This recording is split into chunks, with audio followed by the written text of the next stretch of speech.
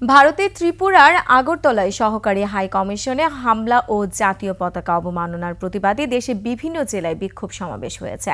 BNP বৈষম্য বিরোধী ছাত্র আন্দোলন, খেলাফত যুব আন্দোলনের ব্যানারে এসব কর্মসূচি পালন করা হয়।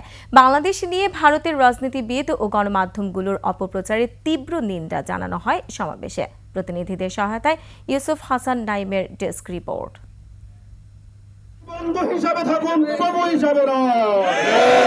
ভারতীয় আগ্রাসনের বিরুদ্ধে সকালে ফেনীর পশুরামে বিলোনিয়া স্থলবন্দরে জড়ো হয়ে সমাবেশ করে ছাত্র জনতা।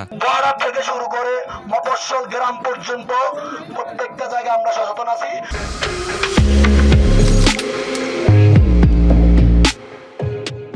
বিক্ষোভ কর্মসূচিতে শহীদ, আহত ও বৈষম্য বিরোধী ছাত্রনেতারা ছাড়াও সাধারণ শিক্ষার্থী অংশ নেয়। এ সময় তারা ভারতের ষড়যন্ত্রের তীব্র নিন্দা জানান। আমরা আপনাদের উগ্রতাবাদীর বিরুদ্ধে, আমরা সাম্প্রদায়িক হামলার বিরুদ্ধে, আমাদের যে ভারতীয় হাইকমিশন যে হামলা হয়েছে, যে আমাদের বাংলার মানচিত্র পতাকাকে অবমাননা করা হয়েছে, তাদের আমরা তীব্র নিন্দা প্রতিবাদ জানাই। নেত্রকোনায় বাংলাদেশ খেলাফত যুব আন্দোলনের নেতাকর্মীরা বিক্ষোভ ও মানববন্ধন করে। বক্তারা ভারতীয় গণমাধ্যমে সংখ্যালঘুদের ওপর হামলার মিথ্যা সংবাদ প্রচারের প্রতিবাদ জানান। মাইনরিটি সম্প্রদায়ের উপর হামলা বা নির্যাতন, মন্দিরে ভাঙচুর, এই ধরনের কোনো ঘটনা ঘটে নাই। রাজবাড়ীতে জেলা বিএনপির আয়োজনে বিক্ষোভ মিছিল বের করা হয়।